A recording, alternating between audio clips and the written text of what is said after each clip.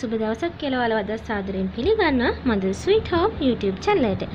ඔයාලා හැමෝම මගෙන් ඉල්ලපු රෙසිපි එකක් තමයි නියම විදිහට වටලප්පම් හදන රෙසිපි එක. ඉතින් මම අද ඔයාලට ගෙනාවා කොහොමද හරිම විදිහට නියම ආකාරයෙන් ඉතාමත් රසවත් විදිහට වටලප්පම් හදාගන්නේ කියලා.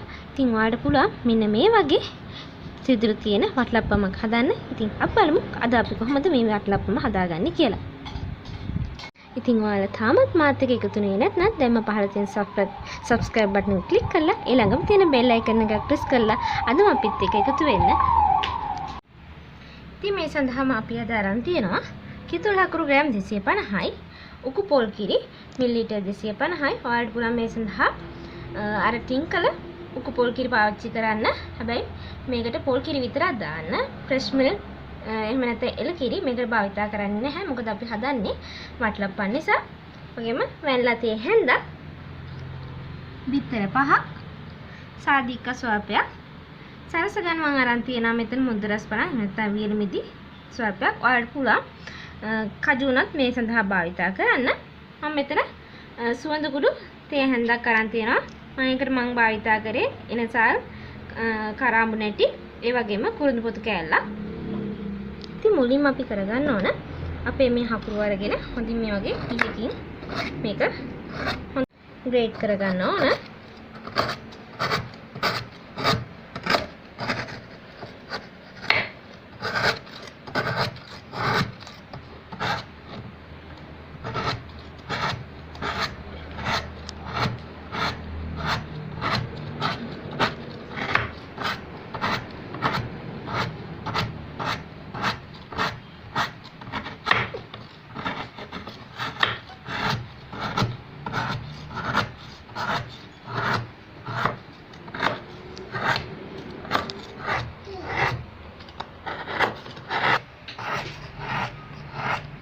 මේ විදිහට අපි ග්‍රේඩ් කරගත්ත අපේ කිතුල් හකුරු ටික මේ වගේ භාජනයකට දාගන්න ඕන.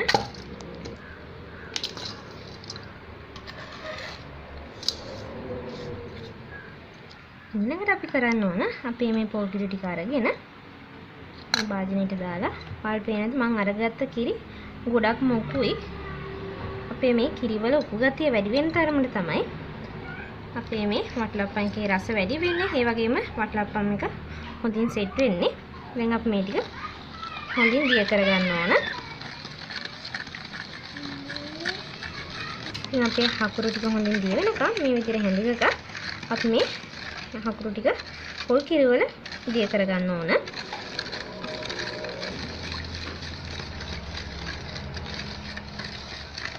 ඉතින් මේ විදිහට අපේ හකුරු ටික ඔක්කොම පොල් කිරි වල දී කරගත්තට පස්සේ අපි ඒක අපේ මේ වටලප්පම් මිශ්‍රණය හදන භාජනයට මේ විදිහට පෙරා ගන්න ඕන.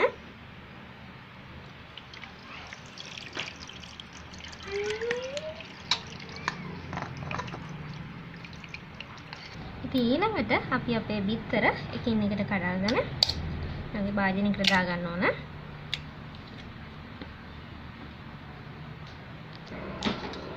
ඊළඟට අපි මේ දාගත්ත අපේ බිත්තර ටික මේ වගේ හැන්දකින් හරි ගැරු පුල්කකින් හරි බීට් කරගන්න ඕනේ. කියන්නේ මේක අපි මේ වගේ ගසා ගන්න එක විතරයි කරන්නේ. අර බීටරෙන්වත් එහෙමත් නැත්නම් බ්ලෙන්ඩරෙන්වත් මේක බීට් කරන්න යන්න එපා. අන්න අපි මේ විදිහට අපි බ්ලෙන්ඩරෙන් බීටරෙන් බීට් කරාම තමයි අපේ මේ වටලප්පමේ හිල් ගතිය එන්නේ නැත්තේ. ඒ හින්දා අපේ වටලප්පමේ හිල් ගන්න ඕන නම් අපි මේ වගේ හැන්දකින් හරි එහෙමත් නැත්නම් ගැරු පුල්කකින් උනත් පුළුවන් මේ විදිහට ගසා ගන්න බිත්තර ටික. ඉතින් අපි අපේ බිත්තර ටික හොඳින් ගසා ගත්තට පස්සේ අපි මේ වගේ පෙනේරියක් අරගෙන අපේ කලින් හදාගත්ත අපේ පොල් කිරි කිතුල් හකුරු පැන මිශ්‍රණයට අපේ මේ බිත්තර ටික දා ගන්න ඕන.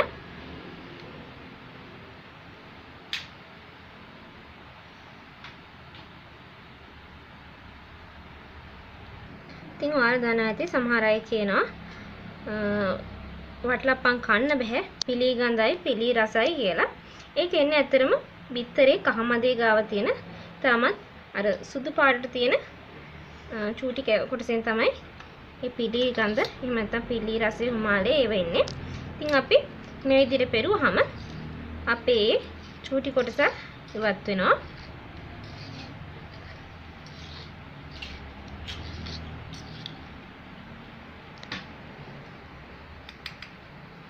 ඉතින් ඔයාලට පේනවා ඇති මෙන්න මෙතන මේ සුදු පාට කොටස් තියෙනවා. මෙන්න මේ සුදු පාට ඝන කොටස තමයි අපේ කෑම වල පිලි රසය ඇති කරන්නේ. ඉතින් අපි ඒක එකතු කරාම අපේ මේ වටලප්පමේ පිලි රසවත් පිලි හිමාලයක්වත් වෙන්නේ නැහැ. සමා වෙන්නේ ඒ කොටස අයින් කරාම අපේ මේ වටලප්පමේ පිලි රසයක්වත් පිලි හිමාලයක්වත් සුවඳක්වත් වෙන්නේ නැහැ. ඉතින් අපි දැන් අපේ මේ මිශ්‍රණය ටිකක් මේ විදිහට කවලම් කරගමු. ඊළඟට අපේ මේ සුවඳ කුඩු ටික වැල්ලා තේ හැන්දා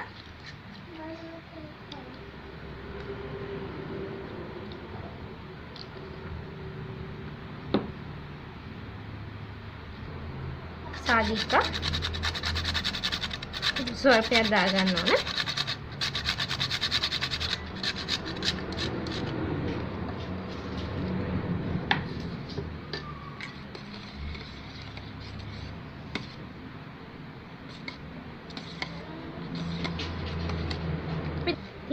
මට ඔයාලට කලින් කියන්න අමතක වුණා. අපි මේ වටලප්පම රස කරගන්න මම තව එකතු කරගන්නවා ලුණු ස්වල්පයක්. pinch of salt කියලා කියන්නේ ලුණු ඉතාමත් pinch up තමයි අපි මේකට දාගන්නේ. දැන් මේ ටික හොඳින් මේ විදිහට දිය කරගමු, කවලම් කරගමු.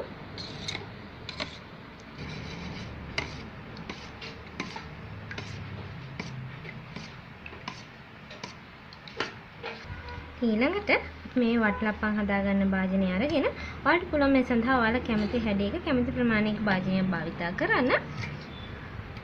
මේකට දාගන්න ඕන.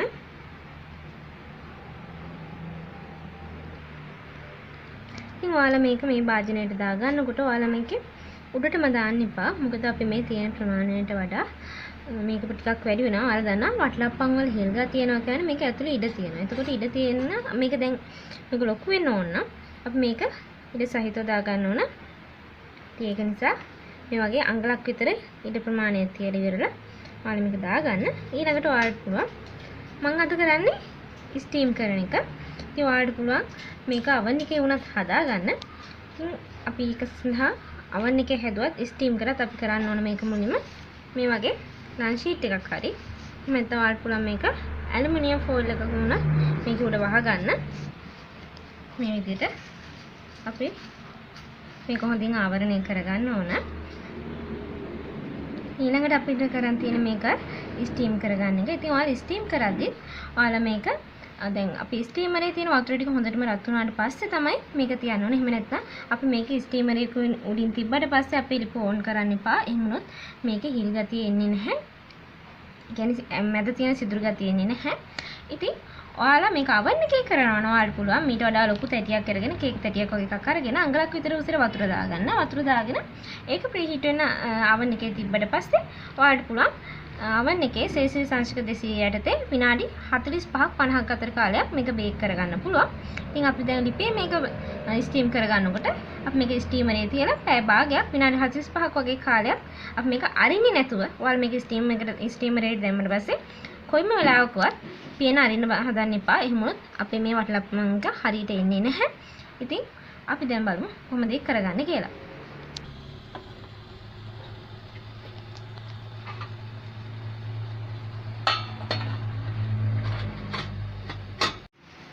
ඉතින් මේ තියෙන්නේ අපි පැයක පමණ කාලයක් ස්ටීම් කරගත්ත අපේ වටලප්පම. ඉතින් අපි දැන් මේක මේ විදිහට කුරක් යන බලුවම මේක තෙත ගතිය නැතිනම් අපේ මේ වටලප්පම හරි.